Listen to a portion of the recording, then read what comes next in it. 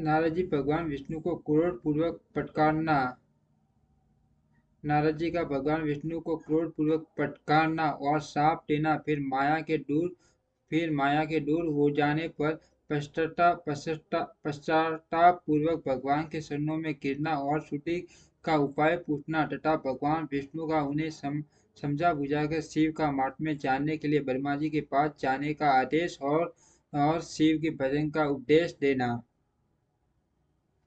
सूर्य जी कहते हैं, महर्षियों, माया मोहित नारद मुनि उन दोनों शिव गणों को यथोचित शाप देकर भी वह भगवान शिव के इच्छावान वान मोह निंदा से जाग न सके। वे भगवान विष्णु के किए हुए कपट को याद करके मन में दूसरा क्रोध लिए विष्णु लोक को गए और संविदा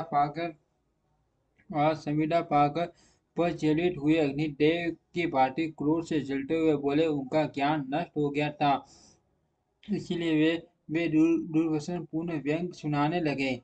नारद जी ने कहा, अरे तुम बड़े दुष्ट हो, कपटी हो और समस्त विश्व को मोह में डाले रहते हो।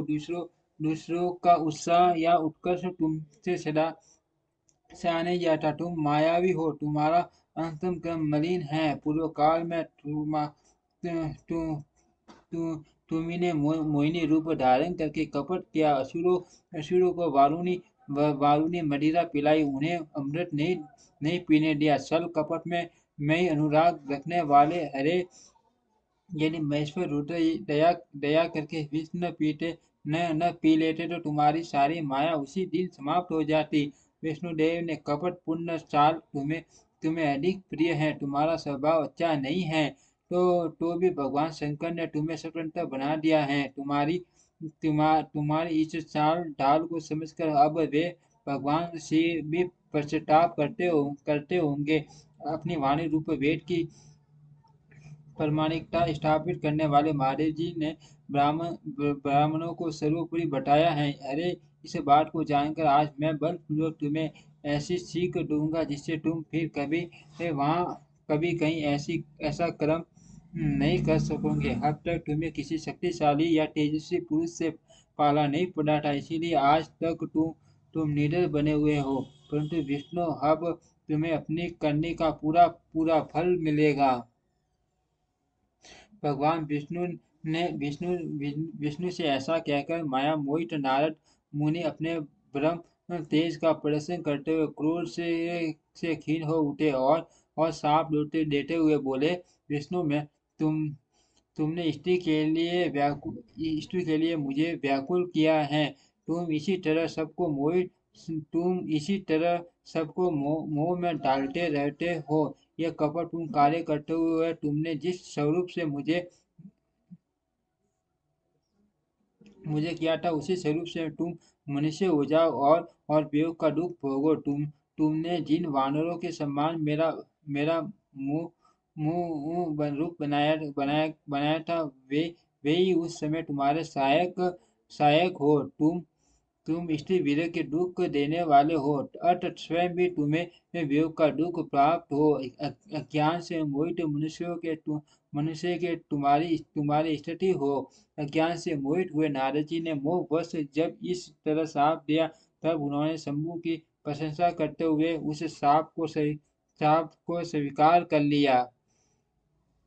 माँ लीला करने वाले शंभु ने अपने उस विश्व मोहिनी मा, माया जिसके कारण नारद मुनि भी मोहित हो गए थे लिया। उस माया के तीरोयुक्त होते ही नारद जी शुद्ध बुद्धि से युक्त हो गए। उन्हें पूर्ववत ज्ञान प्राप्त हुआ और उनकी सारी व्याकुलता जाती रही। इससे उनके बड़ा विस्मय हुआ। वे अधिकाधिक पश्चाताप करते करते बारंबार अपनी निंदा करने लगे। उस समय ज्ञानी को भी मोह में डालने वाली भगवान शंभु की सराहना की। तदंतर ये जानकर माया के कारण मैं भ्रम में पड़ गया था। यह सब कुछ मेरा माया भ्रम ही था। वैष्णव शिरोमणि नारद भगवान शरणों में गिर पड़े। भगवान श्री हरि ने उन्हें उठाकर निश्चय भगवान श्री हरि ने उन्हें उठा उठाकर उठाकर उठाकर दिया। उस समय वह अपनी दुर्बुद्धि नष्ट हो जाने के कारण वो वो बोले, नाट माया से मोहित होने के कारण मेरी बुद्धि बिगड़ गई थी, इसीलिए मैंने आपके प्रति बहुत अपशब्द कहे हैं, आपको सांप तक दे डाला। प्रभु उस सांप को आप मिथ्या कर दीजिए। हाय, मैंने बहुत बड़ा किया है। अब मैं निश्चय ही नरक में पड़ूंगा। हरे, मैं आपका दास हूँ, बताइए मैं क्या उपाय और कौन सा प्रायश्चित करूँ जिससे मेरा पाप समूह नष्ट हो जाए और मुझे नरक में गिरना न पड़े। गिरना ऐसा कहकर सूर्य बुद्धि वाले मुनि शिरोमणि ने नारद जी पूर्ण भक्ति भाव से भगवान विष्णु के चरणों में गिर पड़े। उस समय उन्हें बड़ा पश्चाताप हो रहा था। तब विष्णु ने उन्हें उठाकर मधुर वाणी में कहा, भगवान विष्णु बोले, टाट खेद न करो, तुम श्रेष्ठ भक्त हो, इसमें संशय नहीं। मैं तुम्हें एक बात कहता हूँ, मुने मुने उससे निश्चय ही तुम्हारा परम हित होगा।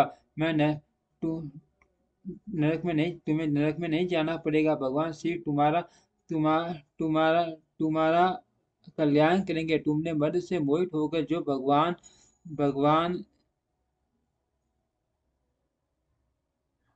भगवान शिव की बात नहीं मानी थी, उसी की अवहेलना कर दी थी अपराध भगवान शिव ने तुम्हें ऐसा फल दिया है।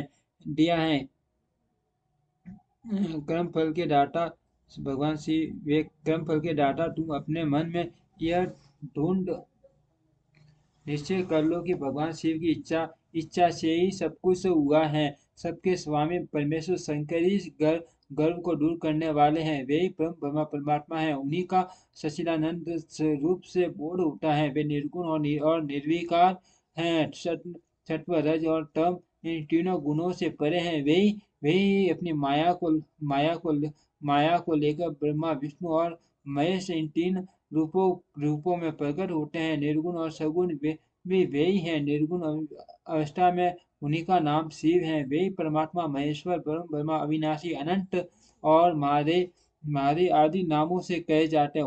उन्हीं की सेवा से ब्रह्मा जी जगत के स्रष्टा हुए हैं। और मैं तीनों लोगों का पालन करता हूँ। वे स्वयं ही रुद्र रूप से सदा सबका संहार करते हैं। वे शिव रूप से सबके साक्षी हैं और माया से पीन और निर्गुण है।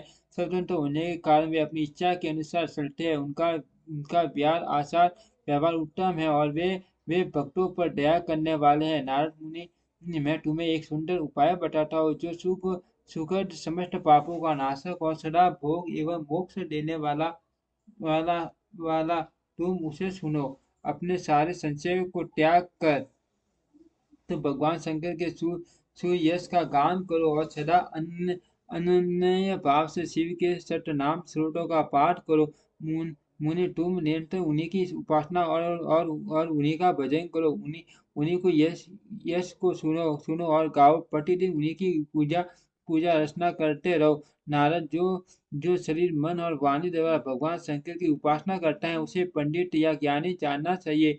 वह जीवन मुक्त कहलाता है। वह जीव मुक्त कहलाता है। शिव इस नाम रूपी दावानल से बड़े बड़े पाठकों के असंख्य पर्वत अनायास भस्म हो जाते हैं। ये सत्य है, इसमें संशय नहीं है।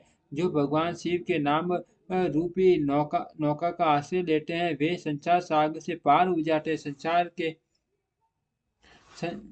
संसार के मूलभूत उनके सारे पाप निसंदेह नष्ट हो जाते हैं। मां मुनि, संसार के मूलभूत जो पाटक रूपी वृक्ष है, उनका शिव नाम रूपी कुटार से निश्चय ही नाश हो जाता है। जो लोग पाप रूपी दावा नल से पीड़ित है, उन्हें शिव नाम रूपी अमृत का पान करना चाहिए। पापदा व घसित दंड होने वाले प्राणियों को उस शिव नामृत के बिना शांति नहीं मिल सकती। संपूर्ण वेदों का अवलोकन करके पूर्ववर्ती विद्वानों ने यही निश्चय किया है कि भगवान शिव की पूजा ही उत्कर्ष साधन तथा जन्म मरण रूपी संसार बंटन का नाश का उपाय है। आज से सावधान रहकर सावधान रहकर विधि विधान के साथ भक्ति भाव से नित्य नियंत्रण जगदम्बा पार्वती सहित महेश्वर सदा शिव शिव का भजन करो। नित्य शिव की कथा सुनो और कहो तथा अत्यंत यत्न यत्न करके बारंबार शिव भक्तों का पूजन किया करो। मुनिश्रेष्ठ अपने हृदय में भगवान शिव के उज्जवल शरण बिंदनों की स्थापना करके पहले शिव के तीर्थों में विचरो। मुनि इस प्रकार परमात्मा शंकर के अनुपम महात्म्य का दर्शन करते हुए अंत में आनंद आनंद वन काशी को जाओ। वह स्थान भगवान शिव को बहुत ही प्रिय है। वहाँ भक्ति पूर्वक विश्वनाथ जी का दर्शन पूजन करो। विशेष के उनकी स्तुति वंदना करके तुम निर्विकल्प संचय रहित हो जाओगे। नारद जी, इसके बाद तुम मेरी आज्ञा से भक्ति पूर्वक अपने मनोरथ की सिद्धि के लिए निश्चय ही ब्रह्मलोक में जाना चाहिए। वहाँ अपने अपने पिता ब्रह्मा जी की विशेष रूप से स्तुति वंदना करके तुम्हें प्रसन्नता पूर्वक हृदय से बारंबार शिव महिमा के विषय में प्रश्न करना चाहिए। ब्रह्मा जी शिव भक्तों में श्रेष्ठ हैं। वे वे तुम्हें बड़ी प्रसन्नता के साथ भगवान शंकर का महात्म्य और सतनाम स्तोत्र सुनाएंगे। सुने आज से तुम शिव आराधना में तत्पर रहने वाले सिख भक्त हो जाओ और विशेष रूप से मोक्ष के भागी बनो। भगवान शिव तुम्हारा कल्याण करेंगे। इस प्रकार प्रसन्नचित्त हुए भगवान विष्णु नारद मुनि को प्रेम पूर्वक उपदेश देकर श्री शिव का स्मरण वदन और स्तवन करके वहां से अंतर्ध्यान हो गए। ओम श्री शक्ति नमः। ओम श्री शक्ति नमः। ओम